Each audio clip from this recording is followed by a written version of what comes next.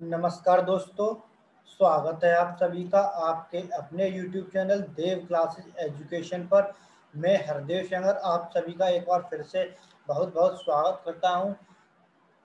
आज हम लेके आए हैं इंडियन हिस्ट्री, जो कि UP triple SC PAT exam, जो कि पैट एग्ज़ाम के लिए बहुत ही ज़्यादा इम्पोर्टेंट सीरीज हम लेके चल रहे हैं। तो एक तरह से इनको मैराथन समझ लीजिए। और ये PYQs की सीरीज हम लेके चल रहे हैं। यहाँ PYQs की सीरीज इसलिए लेके चल रहे हैं क्योंकि यूपी ट्रिपल एससी के जो एग्जाम कंडक्ट हुए हैं अभी तक 2015, 2014, 2016, 2017 आज तक जितने भी कंडक्ट हुए हैं उन सभी में जो क्वेश्चन पूछे गए हैं उनसे कोई भी क्वेश्चन बाहर नहीं जाएगा, क्योंकि आज तक किसी भी क्वेश्चन प्रीवियस ईयर से बाहर नहीं गया है कोई भी क्वेश्चन पेपर हो। तो इंडियन हिस्ट्री में जैसा कि आप सभी को पता है कि टॉपिक हमारा सबसे पहले हमने प्राचीन भारत का इतिहास दो भागों में कंप्लीट कर लिया था, ए एंड बी।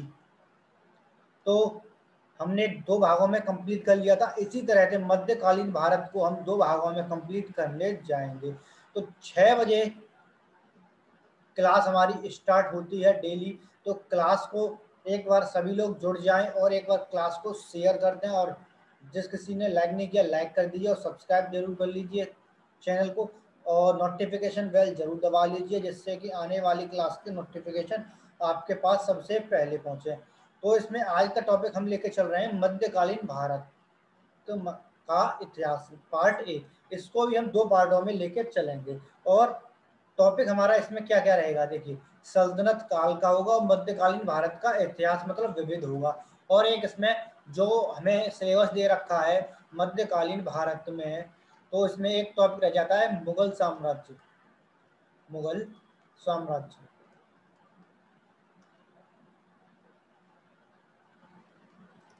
तो मुगल साम्राज्य जो है इसको हम कल ले लेंगे। और कल क्लास नहीं हो पाई थी क्योंकि बारिश हो रही थी, तो बारिश की वजह से सब कुछ खराब हो गया था। यहाँ पर सिस्टम सभी खराब पड़े थे, तो इस वजह से क्लास नहीं हो पाई थी। तो आज का टॉपिक में आज का हमारा टॉपिक है मध्यकालीन भारत का इतिहास। इसमें ए पार्ट है और इसके अंतर्गत आज हम प्रश्नों की श्रृंखला को देखेंगे, सल्तनत काल और मध्यकालीन भारत का इतिहास जो विविध होगा। तो आप सभी लोग इस सीरीज को पूरा देखिए, अंत तक देखिए, जिससे कि आपको जो क्वेश्चन होंगे पसंद आएंगे और प्रीवियस ईयर से बाहर कहीं नहीं जाएगा और पेपर में बिल्कुल सेम ऐसे ही क्वेश्चन आते हैं। तो देखिए, मध्यकालीन भारत है टॉपिक, और टॉपिक इसमें सब टॉपिक क्या हो जाएगा, सल्तनत काल और मध्यकालीन भारत का इतिहास। तो चलते हैं आगे। तो देखिए, सबसे पहला क्वेश्चन आपको दिखाई दे रहा है, बट मैं इसको थोड़ा जूम कर देता हूँ।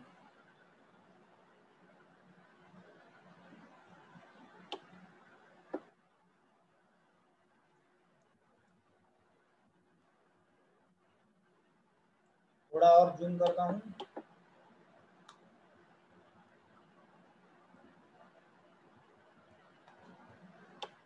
देखते हैं थोड़ा सही हुआ है या नहीं हुआ है। ज्यादा हो गया, थोड़ा सा और कम कर दूँ।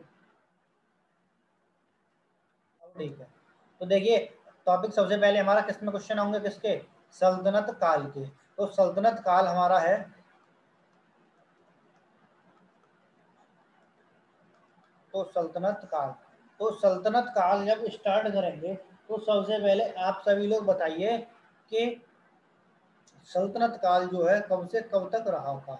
तो सल्तनत काल जो है कब से कब तक रहा था।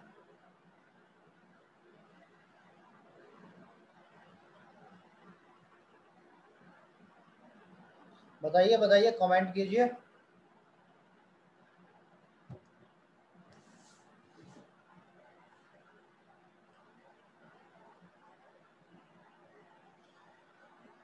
देखिए, सल्तनत काल 1445 से, मतलब यहाँ पर 1445 तक नहीं है। इसमें जो 1445 है, इसमें मैं आपको बता दूं कि 1445 में आलम शाह जो था उसने क्या किया था, राज किया था सबसे पहले। मतलब मोहम्मद शाह के बाद यहाँ पर सुल्तान जो बने थे वो कौन बने थे, आलम शाह बना था। आलम शाह ने 1451 तक राज किया, पर इसके बाद क्या हुआ कि सल्तनत का जो साम्राज्य था दिल्ली से सिर्फ 20 कोस पालम तक ही था। कहाँ तक था, 20 कोस पालम तक ही था। और सन 1451 में आलम शाह ने क्या किया था, बहरल लोदी को सत्ता दी थी और खुद कहाँ पे आ गया था, खुद यूपी के बदायूं में चला गया था। और फिर क्या हुआ था बताइए, तो लोदी वंश का 1451 से 1526 तक लोदी वंश की सल्तनत रही। तो किसकी रही थी, लोदी वंश की सल्तनत रही थी। तो इसमें मैं आपको स्टार्ट करने से पहले सबसे पहला एक क्वेश्चन लेता हूं। सबसे पहले पहली बार भारत पर आक्रमण करने वाला जो मुस्लिम था वो कौन था, बताइए कौन था। फिरदौस शाह, मोहम्मद गौरी, मोहम्मद बिन कासिम, और नंबर अगला है, मतलब अगला ऑप्शन है महमूद गजनबी। तो पहली बार भारत पर आक्रमण करने वाला मुस्लिम शासक कौन था, बताइए मित्रों, बताइए दोस्तों, फ्रेंड्स, बताइए। फिरदौस शाह, मोहम्मद गौरी, मोहम्मद बिन तो कासिम और मोहम्मद गजनबी। तो इसका राइट आंसर है फर्स्ट का सी। क्या है, फर्स्ट का सी इज राइट आंसर। तो फर्स्ट का हमारा सी है। सी क्या है, मोहम्मद बिन कासिम, मोहम्मद बिन कासिम, मोहम्मद बिन कासिम। तो इसके बारे में आपको मैं थोड़ी जानकारी दे देता हूं। तो वो पहला भारत पर जो पहला आक्रमण हुआ था, पहला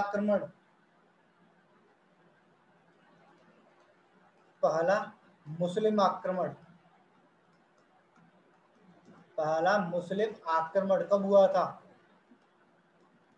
पहला मुस्लिम आक्रमण भारत पर हुआ था 712 ईस्वी में। कब हुआ था, 712 ईस्वी में हुआ था। जो किसने किया था, अरब आक्रमणी जो था मोहम्मद बिन कासिम, इसने किया था।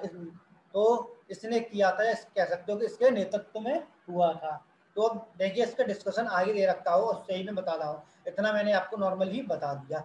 तो देखिए क्या है इसमें, देखिए भारत का पहला मुस्लिम आक्रमण 712 ईस्वी में कब हुआ था, 712 ईस्वी में। ध्यान रखिए 712 ईस्वी में हुआ था। और आक्रमणकारी जो मोहम्मद बिन कासिम के नेतृत्व में हुआ था। यह इराक के हाकिम अल हज्जाज ने, मतलब इराक के हाकिम अल हज्जाज ने मोहम्मद बिन कासिम के नेतृत्व में अरबों को सिंध पर आक्रमण करने के लिए भेजा। मतलब जो मोहम्मद ने कासिम के नेतृत्व में अरबों को कहा था, सिंध, पहले सिंध भारत में मिला हुआ था, अब तो टूट गया है, तो सिंध पर आक्रमण के लिए भेजा था। तो कठिन संघर्ष के बाद मोहम्मद कासिम 712 ईस्वी में सिंध के शासक दाहिर, मतलब दाहिर था, कौन था, दाहिर को पराजित करने में सफल हुआ और सिंध का मुल्तान जीत लिया। मतलब सिंध का एक प्रांत है मुल्तान, उसको जीत लिया। और फ्रांसीसी, मतलब फ्रांसीसी नहीं, फारसी, फारसी ग्रंथ चचनामा से अरबों द्वारा सिंध विजय की जानकारी मिलती है। तो कहाँ से मिलती है, फ्रांसीसी जो ग्रंथ, फ्रांसीसी, मेरे दिमाग में बार बार फ्रांसीसी आ रहा है, तो फारसी जो ग्रंथ है चचनामा, उससे क्या है, अरबों द्वारा सिंध पर विजय की जानकारी मिलती है। अब यहाँ तक मैंने बता दिया। तो आक्रमण सबसे पहले कब हुआ था, 712 ईस्वी में, और मोहम्मद बिन कासिम के नेतृत्व में हुआ था। और किसने भेजा था, इराक के हाकिम अल हज्जाज ने मोहम्मद बिन कासिम के नेतृत्व में यहाँ पर आक्रमण करने के लिए भेजा था। ठीक है, और किसको पराजित किया था, दाहिर को पराजित किया था। और वो कहाँ था, सिंध तथा मुल्तान को जीत लिया था। कहाँ पर जीता था और किसको जीता था, मतलब सिंध और मुल्तान को जीत लिया। तो जिसकी जानकारी कहाँ मिलती है आपको, फारसी ग्रंथ चचनामा में मिलती है। देखिए क्वेश्चन नंबर सेकंड। तो क्वेश्चन नंबर सेकंड कह रहा है, खजुराहो के समूह के प्रसिद्ध स्मारक किस राज्य में स्थित है, उत्तर प्रदेश, मध्य प्रदेश, राजस्थान और महाराष्ट्र। तो किसमें स्थित है बताइए, खजुराहो समूह के जो प्रसिद्ध स्मारक हैं वो कहाँ पर स्थित हैं, तो वो स्थित है राजस्थान में। अब खजुराहो के जो प्रसिद्ध स्मारक थे वो किसने बनवाए थे? तो दूसरे का क्या हो गया हमारा सी। जैसे मैं आपको दूसरे का सी लिख देता हूँ, ऐसे ही आप कमेंट बॉक्स में दूसरे का सी लिख दीजिए, ठीक है। तो राजस्थान के कहां पर, मतलब राजस्थान, भाई गलत हो गया, मेरा दिमाग थोड़ा कहीं और डिस्टर्ब हो गया। तो इसका आंसर है मध्य प्रदेश। क्या है इसका आंसर? मध्य प्रदेश। तो मध्य प्रदेश, तो मध्य प्रदेश के कहां पर? मध्य प्रदेश के छतरपुर जिले में। कौन से में? छतरपुर जिले में। जिले में कहां पर? छतरपुर जिले में। जो खजुराहो के मंदिर हैं उनका क्या किया गया है? चंदेल राजाओं द्वारा इनका निर्माण करा गया है। किनके द्वारा? चंदेल राजाओं द्वारा। चंदेल राजाओं द्वारा, ठीक है। किसके द्वारा? चंदेल राजाओं के द्वारा। देखिए इसमें डिस्कशन में, देखिए बी ही है, थोड़ा मिसप्रिंट हो गया दिमाग से, सेकंड का क्या हो गया बी, कभी कभी हो जाता है। तो देखिए क्वेश्चन नंबर सेकंड का, तो मध्य प्रदेश के छतरपुर जिले में, कहां पर? छतरपुर जिले में, खजुराहो में ने, खजुराहो में मतलब स्थित खजुराहो में चंदेल राजाओं द्वारा मंदिर आज भी चंदेल स्थापत्य की उत्कृष्टता का बखान करते हैं। इन मंदिरों का निर्माण 950 मतलब कब हुआ था? 950 से 1050 ईस्वी के बीच हुआ था, कराया गया था। यहाँ मंदिरों में कंदरिया महादेव मंदिर सर्वोत्तम है। मतलब कौन सा मंदिर सर्वोत्तम है यहाँ पे? कंदरिया जो मंदिर है, कंदरिया, ये है कंदरिया मंदिर, सब महादेव, कंदरिया महादेव मंदिर जो है सबसे ज्यादा प्रसिद्ध है। तो पता चल गया आपको, इन मंदिरों का निर्माण 950 से 1050 के बीच ईस्वी के बीच कराया गया था। और यहाँ का जो मंदिरों में कंदरिया महादेव मंदिर है वो सर्वोत्तम है। देखिए question number third. Question number third कह रहा है जयचंद के विश्वासघात के कारण पृथ्वीराज चौहान की पराजय हुई। कालांतर में जयचंद कहाँ और कब मारा गया था? बताइए। फिर कालांतर में जो जयचंद था वो कहाँ और कब मारा गया था?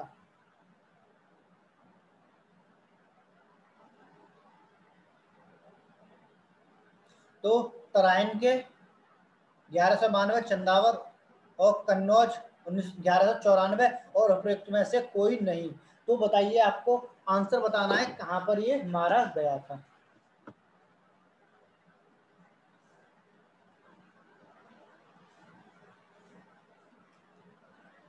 तो ये इसमें से कोई नहीं है। क्या है ऑप्शन? ऑप्शन है ऑप्शन नंबर बी। तो देखिए इसमें क्या क्या है। इसमें जो है मोहम्मद गौरी ने 11, देखिए डिस्कशन, मोहम्मद गौरी ने 1194 ईस्वी मतलब 1194 ईस्वी में कन्नौज के शासक जयचंद पर आक्रमण किया। और उस समय कन्नौज एक शक्तिशाली राज्य था। कन्नौज क्या था? शक्तिशाली राज्य था, जिसकी पृथ्वीराज से शत्रुता थी। तो जिसकी किससे शत्रुता थी? पृथ्वीराज से शत्रुता थी। मोहम्मद गौरी और जयचंद्र के बीच चंदावर में युद्ध हुआ, जिसमें जयचंद्र मारा गया। मतलब कहां पर? मोहम्मद गौरी, तो क्या हो गया? 1194 हो गया। और कहां पर मारा गया था? चंदावर, चंदावर, तो चंदावर में मारा गया था जयचंद्र, ठीक है। अब चलते हैं नेक्स्ट। नेक्स्ट क्वेश्चन क्या है? क्वेश्चन नंबर आपका आता है 4। तो 4 क्या कह रहा है? मोहम्मद गौरी किस वर्ष पृथ्वीराज तृतीय से पराजित हुआ था? मोहम्मद गौरी जो पृथ्वीराज तृतीय से किस वर्ष पराजित हुआ था? 1474 मतलब 1471, 1191, 1391 और 1061। तो मतलब कब हुआ था? 1471, 1191, 1391 और 1061। तो कब हुआ था बताइए। तो मोहम्मद गौरी जो है किस वर्ष पृथ्वीराज से पराजित हुआ था? तो वो हुआ था 1191 में। तो फोर्थ का क्या हो गया? बी हो गया। क्या हो गया? फोर्थ का बी हो गया। तो 1191 में हुआ था। कब हुआ था? 1191 में।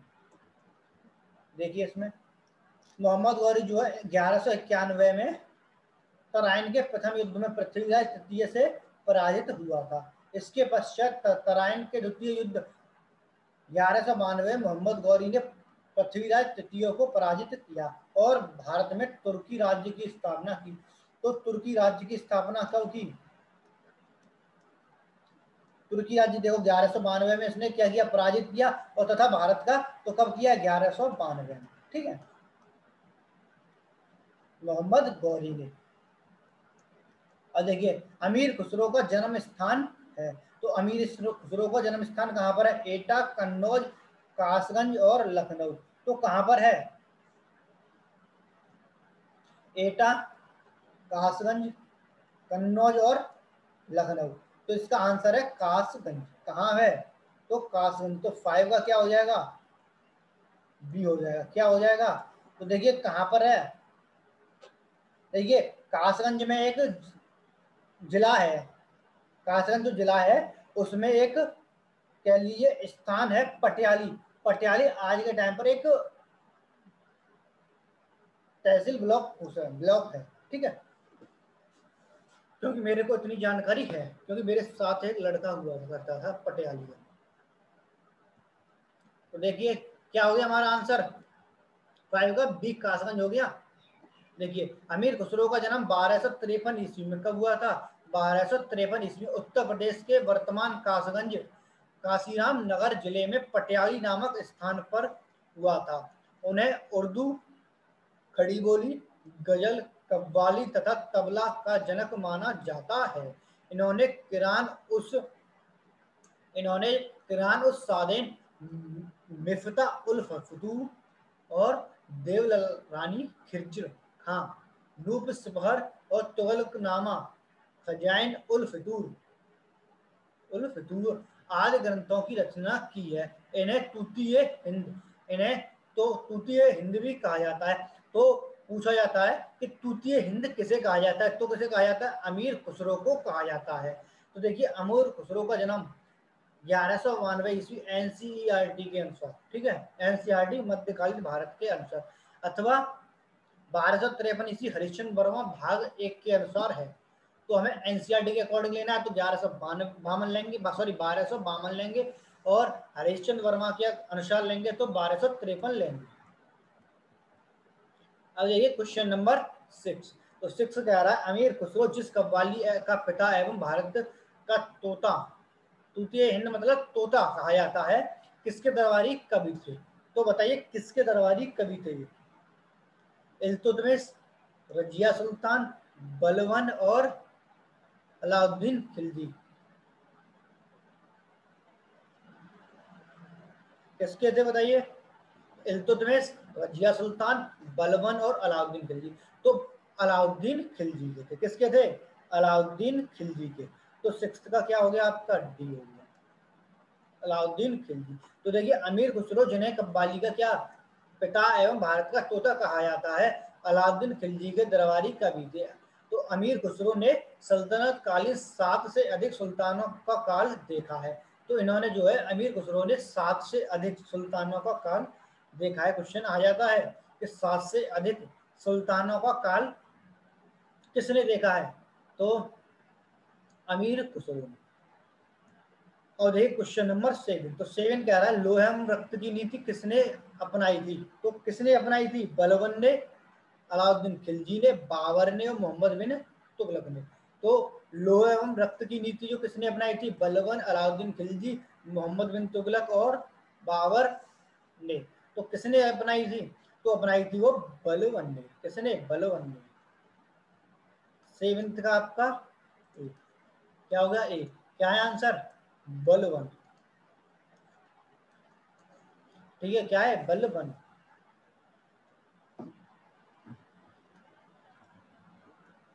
तो देखिए लोहे एवं रक्त की नीति बलबन ने अपनाई थी। बलबन के राज्यत्व सिद्धांत की दो मुख्य विशेषताएं थी।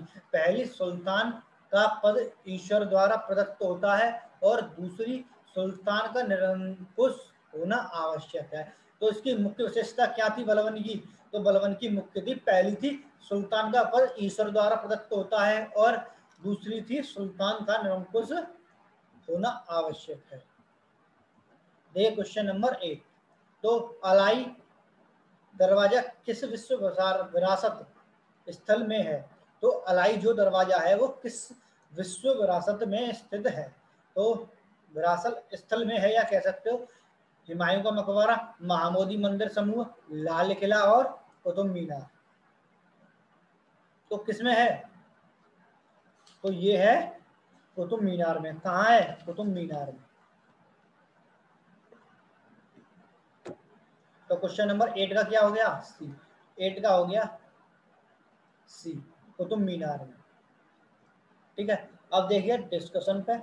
तो नई दिल्ली स्थित अलाई दरवाजा का निर्माण सुल्तान अलाउद्दीन खिलजी ने कुतुब मीनार के निकट करवाया था। कहाँ पर कराया था? कुतुब मीनार के निकट करवाया था। इसका निर्माण लाल पत्थरों तथा संगमरमर द्वारा हुआ है। अलाई दरवाजा कुतुब मीनार विश्व विरासत स्थल सूची में है। यह प्रारंभिक तुर्की कला का एक श्रेष्ठ नमूना है। इसके अलावा अलाउद्दीन ने सीरी के किले हजार खम्मा महल का निर्माण कराया था। किसका कराया था? हजार खम्मा महल का निर्माण कराया था। तो देखिए सुल्तान खिलजी ने कुतुब मीनार के निकट कराया था। अलाउद्दीन खिलजी द्वारा बनाया गया प्रसिद्ध अलाई दरवाजा कहाँ पर स्थित है? आगरा, नई दिल्ली, वारंगल और अवध। तो कहाँ पर स्थित है? तो अभी बताया था दिल्ली में, तो दिल्ली में है। तो नई दिल्ली, फिलहाल कहाँ है? नई दिल्ली में। तो 9th का क्या हो गया? न्यू दिल्ली, जो कि क्या है? राजधानी है भारत की। तो 9th का क्या हो गया आपका?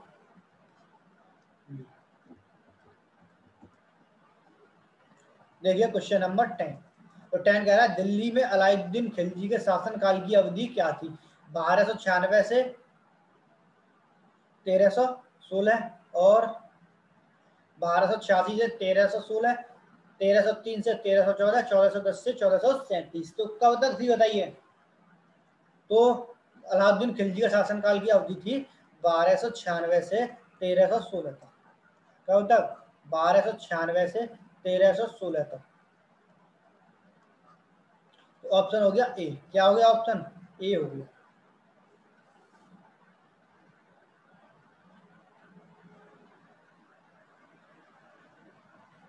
अब चलते हैं क्वेश्चन नंबर इसके डिस्कशन पर। तो 10 का क्या हो गया हमारा? 10 का ए। तो अलाउद्दीन खिलजी वास्तव में नाम क्या था? अली गुरसफ। क्या था? वास्तव में नाम अली गुरसफ के शासन काल की अवधि 1296 से 1316 तक है। इसने 1296 में धोखे से सुल्तान जलालुद्दीन की हत्या कर स्वयं सत्ता हस्तगत कर ली थी। मतलब सुल्तान जो था जलालुद्दीन, इसकी हत्या कर दी थी और स्वयं सत्ता जो हत्या ली थी।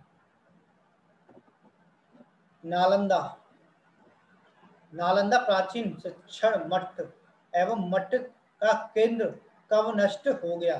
तो कब नष्ट हुआ था बताइए? नालंदा जो था प्राचीन शिक्षण एवं मठ का एक केंद्र कब नष्ट हुआ था? 600 ईस्वी में, या 1200 ईस्वी में, या 980 ईस्वी में, या 1570 में? तो नालंदा प्राचीन शिक्षण एवं मठ का एक केंद्र कब नष्ट हो गया था? तो कब हुआ था?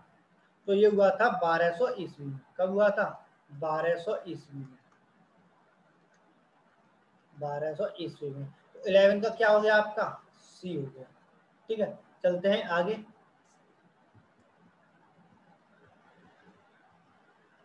देखिए मोहम्मद गौरी के एक साधारण दास इख्तिमारुद्दीन मोहम्मद बिन बख्तियार खिलजी ने 1193 से 1202 तक ईस्वी के मध्य बिहार की विजय की तथा नालंदा एवं विक्रमशिला विहार को नष्ट किया। नालंदा विश्वविद्यालय एक आवासीय विश्वविद्यालय का उदाहरण था जो बौद्ध शिक्षा का महत्वपूर्ण केंद्र था। मैंने बताया था आपको बौद्ध धर्म में, अगर आपने नहीं देखा हो तो फर्स्ट क्लास देख लीजिए। यद्यपि नालंदा एवं विक्रमशिला शिक्षण केंद्र पर आक्रमण कई बार हुए, अतः नजदीकी उत्तर विकल्प कहाँ हो सकता है? विकल्प सी हो सकता है। ठीक है, अब देखिए भारत पर तैमूर ने किस वर्ष आक्रमण किया था?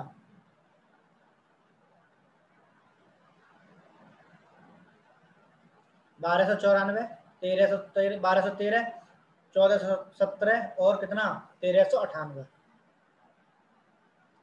तो कब किया था तैमूर ने, किस वर्ष आक्रमण किया था? तो वो किया था 1398 ईस्वी में, 1398। तो क्या हो जाएगा आंसर 12 का डी। तो 12 का क्या हो गया, डी हो गया।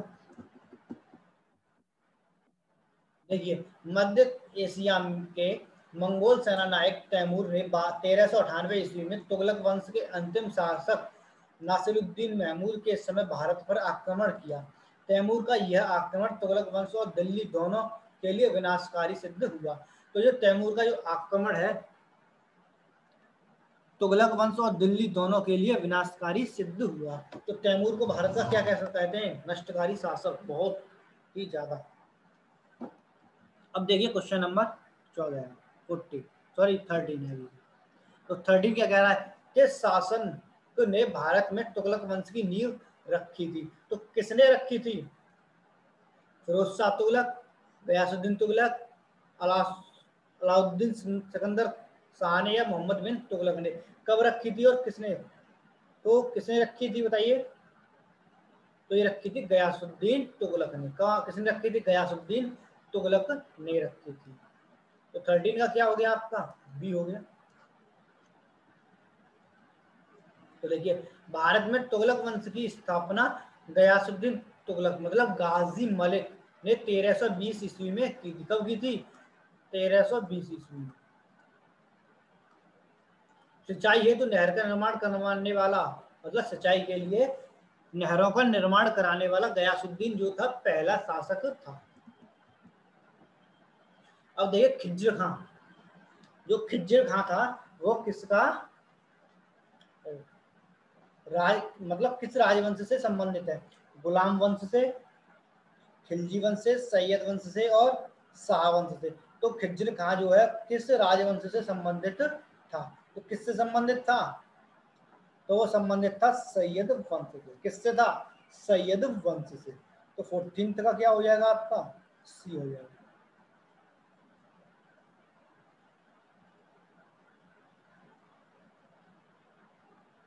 तो देखिए, खिलजी वंश गद्दी पर कब बैठा था? ये गद्दी पर बैठा था 1440 ईस्वी में। कब बैठा था? 1414 ईस्वी में बैठा था। और इसकी मृत्यु कब हुई थी? इसकी मृत्यु हुई थी 1421 में। कब हुई थी? 1421 ईस्वी में इसकी मृत्यु हुई थी। 1421 में मृत्यु। अब देखिए क्वेश्चन नंबर 15। तो 15 क्या कह रहा है, किसके शासन काल में एवंतुता भारत आया? तो एवंतुता कब भारत आया था?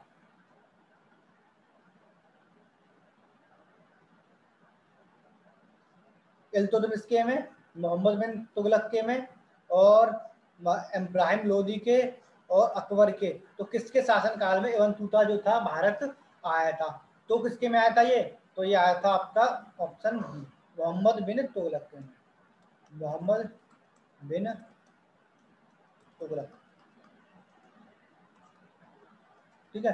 तो मोहम्मद बिन तुगलक के में आया था। अब देखिए इसमें, तो ये कहाँ का था? ये मोरक्को का यात्री एवं था। तुगलक शासक मोहम्मद बिन तुगलक के शासन काल में भारत आया था। मोहम्मद बिन तुगलक ने इससे उसे राजदूत बनाकर चीन भेजा था। एवं तूता का यात्रा वृत्तांत रहला नाम से, रहला के नाम से जाना जाता है। किसके नाम से? रहला के नाम से। एक यात्रा वृत्तांत है।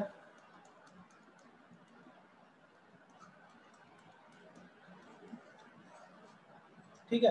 अब चलिए क्वेश्चन नंबर 16 पर। तो 16 किसमें आया देखिए, यूपी ट्रिपल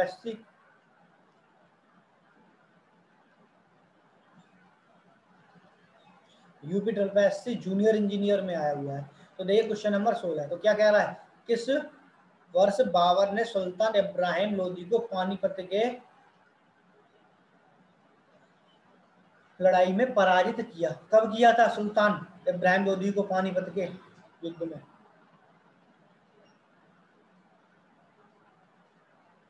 तो 1527 में या 1526 में या 1525 या 1524 में। तो देखिए 1526 ईस्वी में इसका युद्ध हुआ था। तो कहाँ हुआ था? पानीपत का 1526 ईस्वी का युद्ध। ठीक है, तो 16 का क्या हो गया आपका? बी हो गया। ऑप्शन में क्या है? 1526 ईस्वी।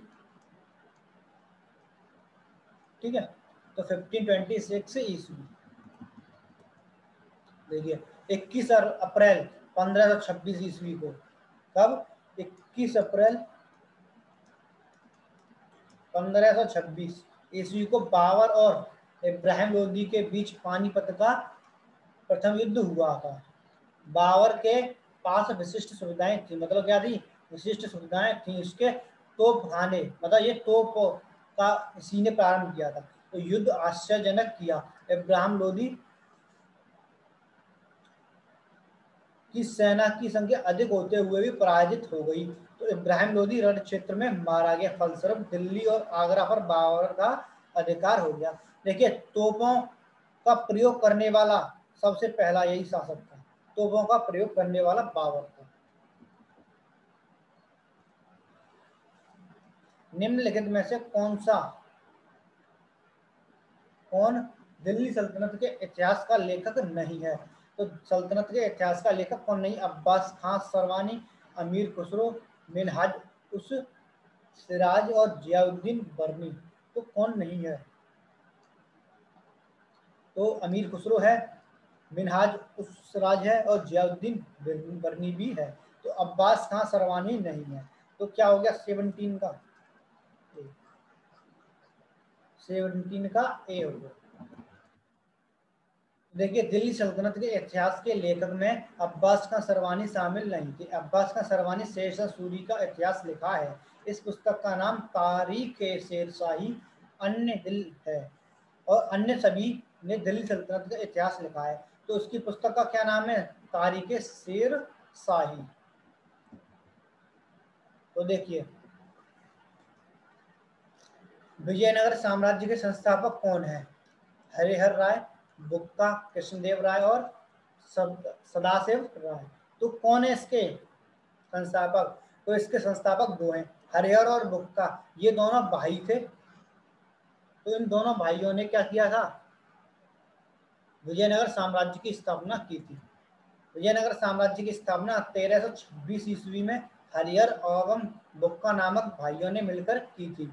इन्होंने संगम विश्व की नींव एवं शासन, या मतलब संगम वंश की नींव और क्या किया था? शासन किया था। यद्यपि हरिहर प्रथम शासक था, परंतु विजयनगर साम्राज्य की स्थापना हरिहर एवं बुक्का दोनों ने मिलकर की थी। तो आधा प्रश्न क्या हो जाता है? ऑप्शन ए और बी दोनों सही होंगे। अब देखिए क्वेश्चन नंबर 19। विजयनगर राज्य जो है किस नदी के किनारे बसा हुआ है? तो गंगा, कावेरी, तुंगभंगा, भद्रा और कृष्णा। तो किसके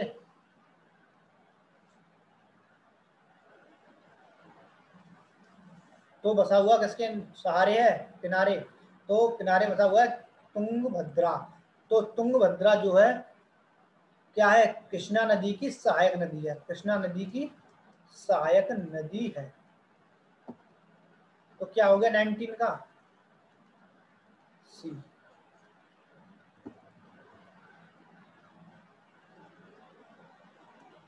देखिए कृष्णा नदी की सहायक नदी कौन सी है? तुंगभद्रा नदी के तट पर हरिहर एवं बुक्का राय नामक दो भाई, मतलब प्रथम नामक दो भाइयों ने 1326 ईस्वी में विजयनगर राज्य की स्थापना की थी। विजयनगर राज्य वर्तमान में हम्पी है। मतलब क्या है वर्तमान? हम्पी। इस साम्राज्य पर 4 राजवंशों संगम वंश, सालुक वंश, तुलुक वंश और अराविडु वंश ने लगभग 300 वर्षों तक शासन किया है। विजयनगर का सबसे प्रसिद्ध प्रसिद्ध जो राजा था वो कौन था? देवराय था। कौन था प्रसिद्ध शासक जो था? देवराय था। विजयनगर का साम्राज्य उनके कार्यकाल में भव्यता के शिखर पर पहुंच गया था। भव्यता के शिखर पर पहुंच गया था।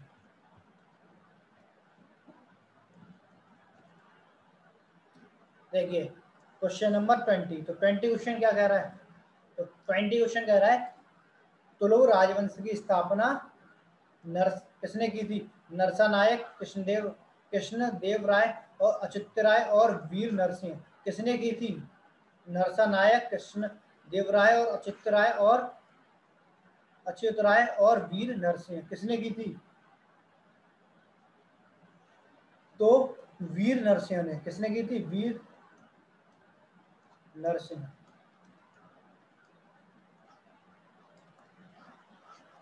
तो 20 का क्या हो गया आपका? देखिए किसमें आया ये? 2016 में आया हुआ है।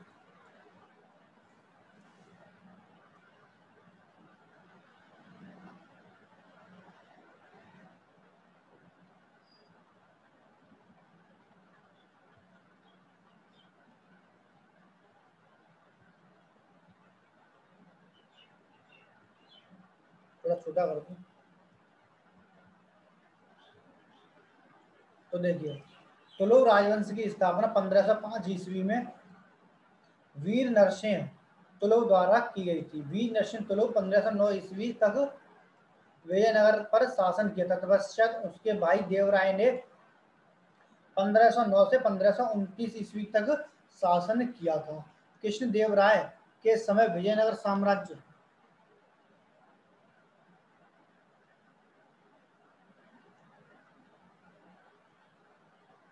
कृष्णदेव राय के समय विजयनगर साम्राज्य ऐश्वर्य और शक्ति की चरम सीमा पर पहुंच गया। कृष्णदेव राय कृष्णदेव राय ने नागलपुर नामक एक नवीन नगर बसाया था तथा अमृतमाल्यदेय नामक ग्रंथ की रचना की थी। मुगल शासक बाबर ने भी अपनी आत्मकथा कृष्णदेव राय को भारत का सर्वाधिक शक्तिशाली शासक बताया है।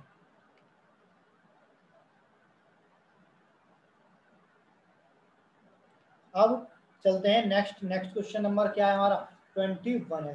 तो 21 क्या कह रहा है? देखिए किस प्राचीन साम्राज्य में महिला कुश्ती में भाग लेती थी? बहमनी राज्य में, विजयनगर साम्राज्य में और चोल साम्राज्य और उपयुक्त में से कोई नहीं। तो कब लेती थी? तो लेती थी विजयनगर साम्राज्य में। कब? कहाँ पर? मतलब किस प्राचीन साम्राज्य? विजयनगर।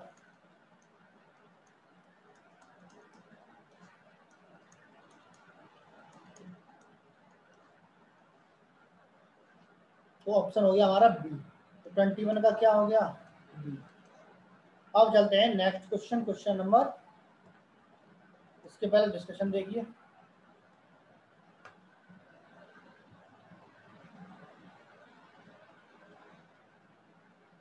तो चोल और बहमनी साम्राज्य के अंतर्गत स्त्रियों की दशा बहुत अच्छी नहीं थी। विजयनगर साम्राज्य में स्त्रियों को समाज में सम्मान प्राप्त था। इस काल में स्त्रियों को शिक्षा प्राप्त करने का अधिकार था। उनको राज्य सेवा में ही स्थान प्राप्त होता था। वे संगीत, नृत्य और ललित कलाओं के अतिरिक्त शस्त्र विद्या में भी भाग लेती थी। पायस के अनुसार कुश्ती लोकप्रिय खेल था। यह पुरुषों और महिलाओं को समान रूप से प्रचलित था। स्त्रियां अंगरक्षिका और सुरक्षाकर्मी के रूप में नियुक्त की जाती थी। वह युद्ध क्षेत्र में भी जाती थी। तो वो जो है युद्ध क्षेत्र में भी जाती थी।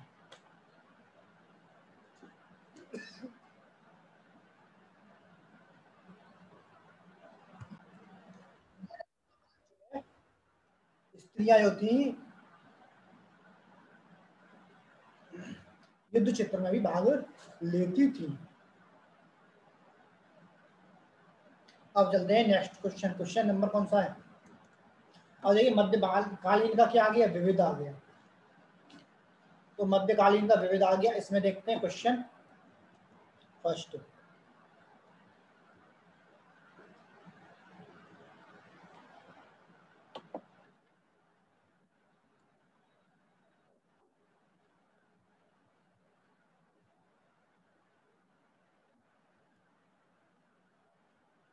देखिए वर्ष किस वर्ष में गोविंद सिंह ने बैसाखी दिवस को आनंदपुर साहब में सिखों की सामान्य बैठक बुलाई थी तथा खालसा अथवा पवित्र मतलब खालसा की नींव रखी थी। तो कब रखी थी बताइए?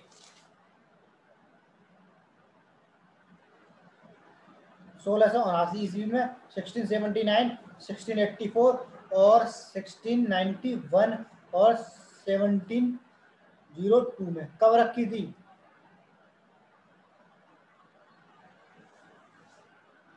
तो देखिए ये हमारा ऑप्शन ए इज राइट होगा, 1679। क्यों राइट होगा इसका मैं बता देता हूँ। इसका जो था ऑप्शन इसका कुछ अलग था। वैसे इसको क्या कह सकते हैं हम, 1699 में रखी थी। तो इसके अनुसार हमारा जो था मतलब 1699 में नींव रखी थी। तो हमारा आंसर ये कैसे है? ये जो यूपी ट्रिपल एस सी की परीक्षा हुई थी उसने जो उत्तर पत्र का जारी की थी मतलब आंसर की जारी की थी उसमें इसको सही माना था। वैसे नींव सामान्यतः 1699 में रखी गई थी।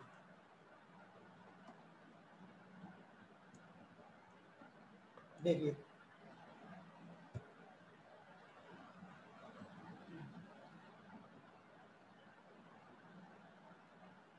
गुरु गोविंद सिंह जी ने 1699 में बैसाखी के दिन आनंदपुर साहिब में खालसा की नींव रखी थी। इस मत से दीक्षित प्रत्येक व्यक्ति को पंचकरार अर्थात केस, कंघा, कड़ा, कच्छा और कृपाण धारण करने की शपथ लेनी पड़ती थी तथा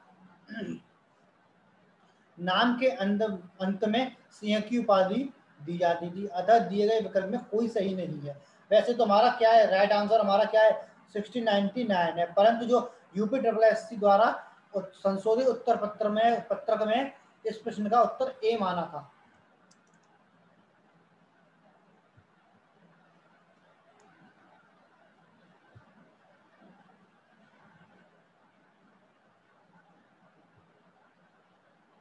अब देखिए क्वेश्चन नंबर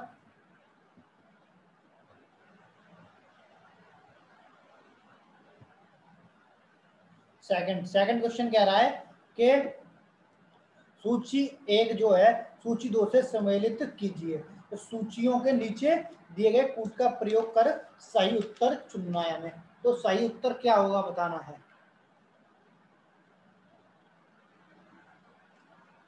तो देखिए अरे यार मुझसे हुआ। हाँ, ठीक है एक और करता हूँ। ठीक है अब हमें बताना पहले का क्या था। तो देखिए पानीपत का युद्ध कब हुआ था? पानीपत का युद्ध हुआ था आपका 1526 ईस्वी में। और प्लासी का युद्ध कब हुआ था?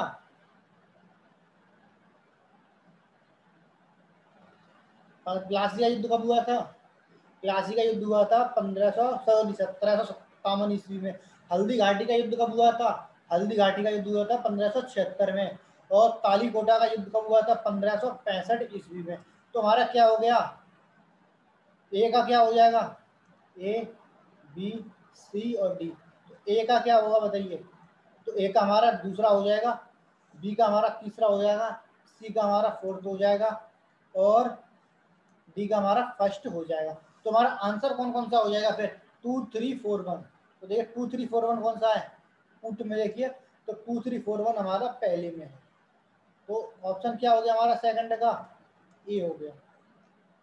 अब चलते हैं नेक्स्ट क्वेश्चन। देखिए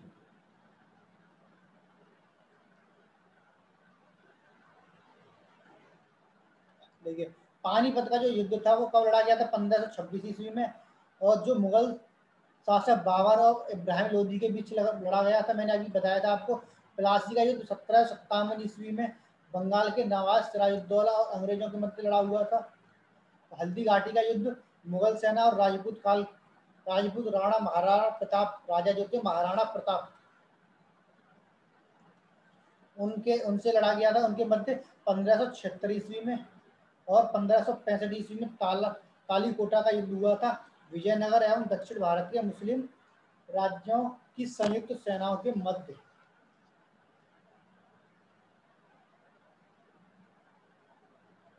अब चलते हैं क्वेश्चन नंबर थर्ड पर। तो देखिए थर्ड क्या कह रहा है, इनमें में से कौन सा विकल्प सही ढंग से मेल नहीं खाता है। तो नंबर एक क्या है, 1333 में एवंतुता भारत पहुंचे थे। 1506 में गुरु नानक का जन्म हुआ था। 1290 में मार्को पोलो ने भारत का दौरा किया था। 1498 में वास्को डी गामा जो है कालीगढ़ में आया था। तो बताइए कौन सा सही है। ए बी सी डी चार ऑप्शन है, तो इसमें से कौन सा ऑप्शन सही है। तो हमारा जो जन्म है, देखिए एवंतुता अभी मैंने बताया 1333 में आया था, और मार्को पोलो 1290 में भारत का दौरा किया था, और वास्को डी गामा कालीगढ़ में 1498 में आया था। तो ऑप्शन हमारा ये गलत हो जाता है। तो ये हो जाएगा 1469। कब हो जाएगा, 1469। तो 1469 में क्या हुआ था, देखिए 1469 गुरु नानक देव का जन्म हुआ था। देखिए गुरु नानक देव का जन्म कब हुआ था, 1469 ईस्वी में हुआ था। तो गुजरानवाला जिले के तलवंडी नामक ग्राम में हुआ था। पंजाब के खत्री परिवार से संबंधित थे। इन्होंने निराकार ईश्वर का प्रतिपादन किया, जिन्होंने क्या किया था, अकाल पुरुष की संज्ञा दी थी। अन्य सभी विकल्प सही सुमेलित हैं।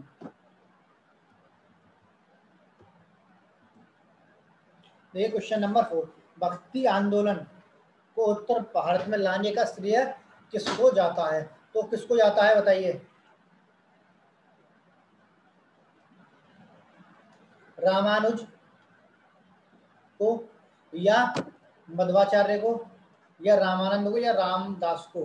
भक्ति आंदोलन को उत्तर भारत में, तो ये जाता है रामानंद। तो किसको जाता है, रामानंद को। ठीक है, अब देखिए ऑप्शन सी ठीक है। तो क्वेश्चन है ये आपका फोर्थ का सी। तो उत्तर भारत में प्रारंभ का श्रेय रामानंद को जाना था, जो रामानुजाचार्य जो थे उनके शिष्य थे। इन्होंने विष्णु के अवतार की उपासना पर बल दिया है। क्वेश्चन नंबर 5, तो देखिए किस सिख गुरु ने आदि ग्रंथ संकलित किया है। गुरु अंगद, गुरु रामदास, गुरु अर्जुन देव और गुरु हर राय ने। तो किसने किया है, तो ये किया है गुरु अर्जुन देव ने। किसने किया है, गुरु अर्जुन देव ने। तो 5 का क्या हो गया, सी। क्या हो गया, गुरु अर्जुन देव।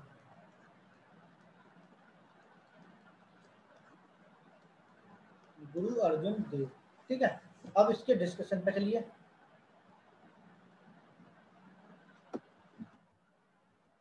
देखिए गुरु ग्रंथ साहब अथवा आदि ग्रंथ का संकलन सिख के 5वें गुरु गुरु अर्जुन देव ने किया था।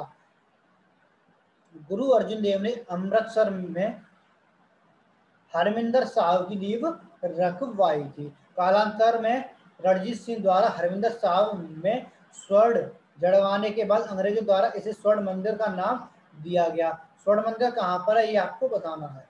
ठीक है, विद्रोही खुसरो का समर्थन करने के कारण 1606 ईस्वी में बादशाह जहांगीर ने राजद्रोह का आरोप में गुरु जो अर्जुन देव थे उनको मृत्युदंड दे दिया था।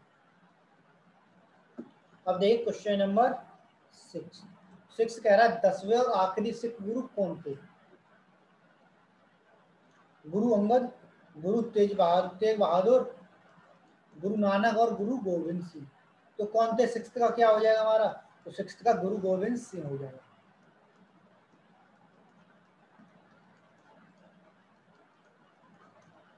गुरु गोविंद सिंह।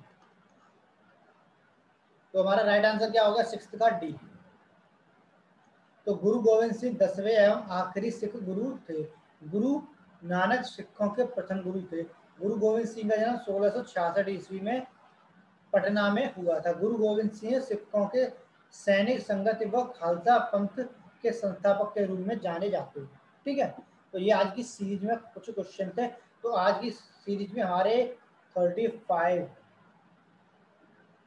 सॉरी 28 क्वेश्चन थे अप्रॉक्स। 28 क्वेश्चन थे।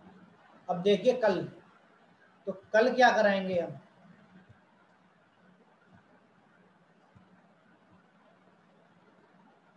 तो देखिए तुम्हारा टॉपिक क्या हो जाएगा, मध्यकालीन भारत का पार्ट बी कर लेंगे कल।